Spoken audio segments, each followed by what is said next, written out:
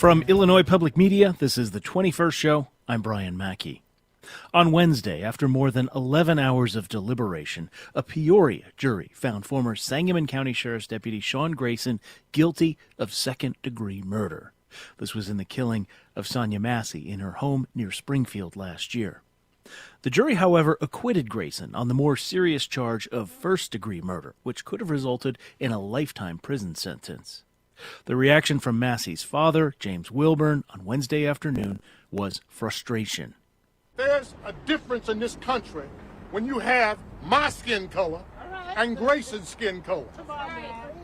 We need serious justice, not a miscarriage of justice that happened here in Peoria. We also got a lot of reactions from those of you in our texting group. Ron in Bloomington said, "Every once in a while the justice system still works. Second-degree murder seems to describe what happened. I feel such sorrow for Miss Massey and her family. She called the police for help, and they killed her." We also heard from Aaron in Springfield, who said, "The outcome is better than I expected, but not what I had hoped. The brazenness of his actions suggested first-degree murder in my mind, though I understand the jury is privy to more information than the public. The real proof of justice will be in the sentencing stage." Thank you to Ron and Aaron. Many reporters followed the trial as it played out, including Mawa Iqbal, who is a State House reporter for NPR stations across Illinois. She joins me now. Mawa, welcome back to the 21st Show. Hey, Brian. Thanks for having me. And listeners, we're live for this part of the program, although we're only on it for about 14 minutes. So if you have a question about the trial, you can give us a call at 800-222-9455. 800-222-9455. All right, Mao, let's start with that distinction I mentioned there. Grayson was convicted of second-degree murder, not first-degree murder. What's the difference? Yeah, so of course, the biggest difference between a first-degree murder conviction and second-degree murder conviction is the sentence that it carries. So in first-degree, like you mentioned earlier, a person could face up to life imprisonment. But for second-degree, the sentencing range is from 4 to 20 years. And of course, the sentencing date for Sean Grayson, as you said, will take place in January, and we'll see how the judge rules then. If the judge wants to give him a lighter sentence or a heavier one, during that hearing, members of the family can come in and make victim impact statements. So talk about how Massey's death has affected them and how this whole situation has impacted them. But I will say, when it comes to the distinctions between first and second, I think that this is like the central question that the jurors had to really sort of grapple with is, this presence of mitigating factors, right? So when a second-degree murder conviction, there has to be the presence of a mitigating factor, one of two specific mitigating factors. So it could be either intense passion from provocation or unreasonable belief in justification. And so, that's something that we heard a lot from the defense attorneys when they're presenting their case during the trial, that, Sean Grayson felt like he was under threat, that Sonya's actions were threatening to him, and then he felt like he was provoked with intense provocation to carry out what he ended up doing. So I'd be interested in talking to a juror to see, how those deliberations went, because certainly there were some jurors who I felt like were reacting very strongly, very emotionally when the trial was going on, specifically when they showed the body camera footage in its unblurred version. So all of its very explicit graphic detail. And I wonder if there were some jurors who felt like, no, he should be convicted of first degree, but then there were others who said, no, second degree, and maybe this is a compromise verdict. Who knows, right? But that's certainly this idea of mitigating factors, but is at the core, I think, of their jury deliberations. Yeah, perhaps worth noting, and this is I saw this in a CBS report. The main jury consisted of 9 men, 3 women, 11 people were white, one of them was black. You mentioned strong reactions. Go ahead. Talk about what you saw.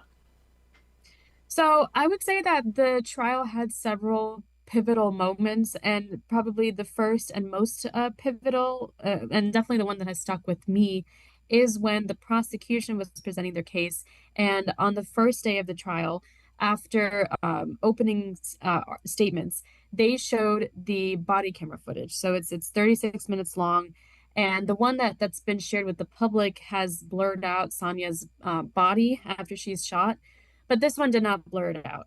And so, when you see Grayson firing at Massey and you hear the shots fired, right? It's such a quick interaction too, right? Because it goes from them speaking normally and within a matter of minutes, he ends up shooting at her in the face. And people in the jury box, they were physically recoiling when that happened. And then there was one.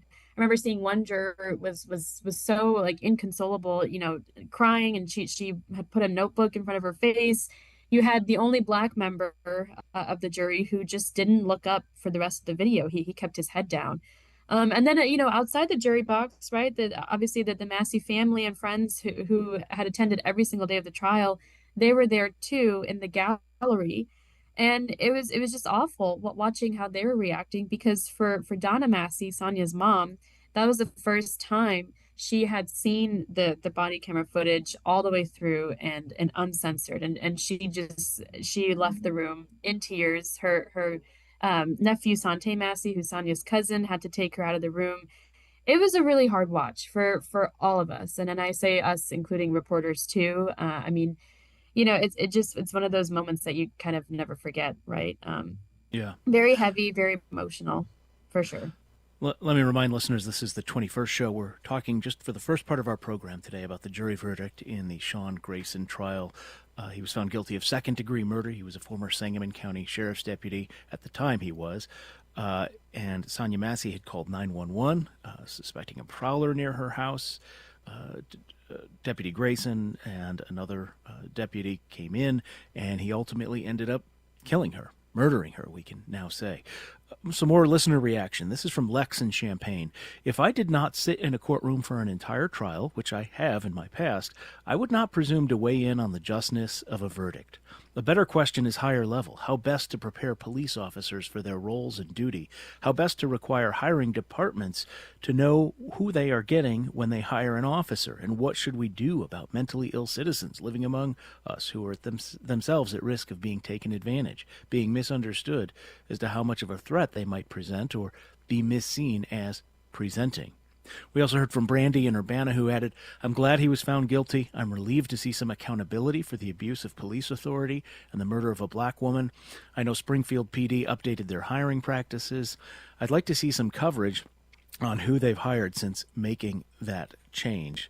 Lex and Brandy, thank you both. Although I should note, it was the Sangamon County Sheriff's Deputy Office that employed Sean Grayson. But we're talking about this with Mawa Iqbal, who is a reporter for NPR stations across Illinois, normally in the State House, but she covered this trial in Peoria. Mawa, one of the listeners there mentioned, it's quite a different experience seeing a full trial in a courtroom from following a news event through the media. I wonder, what are some of the things that maybe jumped out to you that people might not have appreciated if they're just, hearing your stories, reading about this in the paper, that sort of thing? I told this to I was talking about this with my editor, that it's definitely an exercise in observational journalism, right? You're sitting in the courtroom, you're not allowed to record, right? So the judge had barred any sort of camera or video audio recording. So you're just sitting there, you're taking notes on your notepad or on your laptop, and you want to try to get a sense of the mood, the tension, the emotion, and just how people are reacting. So I talked about that the Massey family, of course, were very emotional throughout most of the trial. It was interesting that when Sean Grayson himself took the witness stand to testify on his own behalf, that generated a lot of scoffs and just shaking the heads, or like there are members of the Massey family who were covering their ears. Malachi Hill, who's Sonya's teenage son, had just walked out of the room because he just didn't want to hear anything from Grayson. But then you look over on the other side of the aisle, on the other side of the gallery, and Sean Grayson's family members and friends were also there. And they too were very emotional. I noticed that at several points, his family members would be praying to themselves silently or reading from an annotated Bible. This was really hard, I think, for a lot of people, right? And you look at just sort of the totality of the whole situation. Is we're talking about one person who lost their life and another person who could also theoretically lose their life, quote unquote, in prison, right? So it's a huge decision, very consequential. But one thing I will say is, I had been sort of watching Sean Grayson's body language throughout the trial, and he seemed relatively loose and relaxed. I mean, on the first day, that was something that struck out to me on the first day of the trial. He was just sort of like chatting with his counsel. He was smiling and just generally like very, very sort of normal, almost. I don't know if that's the right word to use, but and when he was giving his testimony on the witness stand, he was quite stoic and expressionless, very just straight and to the point. And when they read the verdict, when the jury read the verdict for second degree murder, he was expressionless. He didn't make any sort of reaction, no physical or facial expression. So again, like I said, it was a very interesting sort of exercise in like observational journalism, just to see like how different people react to such an emotional case that carries such wide-reaching reverberations, right? Like you said, it's a national case. It's been watched all over the country, and certainly, we had Ben Crump, who is a civil rights attorney that represented the families of George Floyd and Breonna Taylor. He was there as well. He came down for the jury deliberations.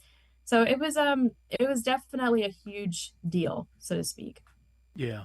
Just a few minutes left. I was also struck by a couple of facts that came out that, or I guess, what would you say, interpretations that I had not been aware of. Mm-hmm. I guess there was a freeze frame that was the subject of some focus where it's from former Deputy Grayson's body camera. You actually do see Massey, after she had ducked down, does pick up the pot. And I guess that was some matter of some, interpretation as to what pick it up again. I should say she had set it down, then she picked it up again right before or as the bullets were leaving his weapon. Can you talk about that? Yeah, so this was something that the prosecution had called up a witness, an expert witness who was a professor from the University of South Carolina, and he said that when he analyzed the body camera footage frame by frame, it does show that like in the milliseconds before she is actually shot, she does, she's crouching down behind the kitchen counter because Grayson had drawn his gun on her and said he was going to shoot her in the effing face. She throws her hands up in the air. She says, "I'm sorry." She crouches down behind her kitchen counter. And then at this point, Grayson steps towards her. So this is something that also came up as like a central sort of point of contention, right? Because the prosecution was saying that he shouldn't have gone forward to her, right? Like in order to de-escalate the situation, he should have actually backed away. That's a de-escalation training that police officers, including Grayson, had received. But Grayson, when he took the stand, says the reason why he stepped towards her is because he was trying to get a line of sight on her to make sure she wasn't getting another weapon like a gun or a knife, and to eventually handcuff her and arrest her for aggravated assault on an officer. And I will say that this specific piece of testimony drew much criticism and much disdain from Massey's family and friends, who say that he was basically BSing, right? That wasn't true. But yeah, in the body camera footage, when you freeze it down frame by frame, it does show that when he closes that gap and he steps towards her, she does end up coming up and grabbing hold of the pot and puts it up, raises it over her shoulder. Now, whether she's using it to, or whether she was aiming to throw it at him, or whether she was using it to defend herself, just shield herself, that's something we'll never know, because at the very next millisecond, he does end up shooting her. But it certainly, it became the central question of like, did he feel like he was at risk? Because what was she going to throw this pot of water at him? And it's really hard. It's really hard to say like what could have actually happened, obviously.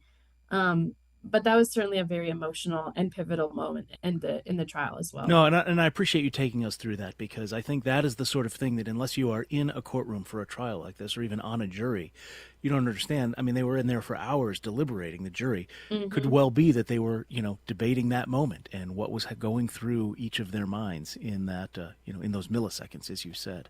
Just about a minute and a half left. What has changed in policing in the aftermath of Massey's murder by Sean Grayson? Well, so Senator Doris Turner, who represents Springfield, and actually knows the Massey family. She says that she's known them for decades and knew Sonya very well. She was very hurt and very disturbed by this, by her killing. And so she pushed through this legislation, which is now law. It's called the Sonya Massey Act. And it essentially increases the standards for hiring new police officers in Illinois. So it requires that all departments and jurisdictions do more thorough background checks. They reach out to every single one of the previous police departments or sheriff's departments that the person was employed at. And the reason why is because, reporting from other journalists right after the shooting happened over a year ago revealed that Grayson had some pretty bad disciplinary infractions from his previous employers. And it called into question, how is he able to get hired at Sangamon County? And so this law not only addresses that specific case, but also aims to address this phenomenon called the wandering officer problem, which is this occurrence where you have a police officer who, has disciplinary infractions, has, Sure. maybe even gotten suspended at their prior department, but instead of getting fired, they just sort of get shuffled through to different police departments. Yeah. So Well, we're gonna have to. that's one pivotal. Yeah. I'm afraid we're gonna have to leave it there. Mawa Iqbal, thank you so much for being with us today on the 21st show. Thank you. Sentencing will be in January. He faces a range of probation to potentially 20 years in prison. This is the 21st show. Stay with us.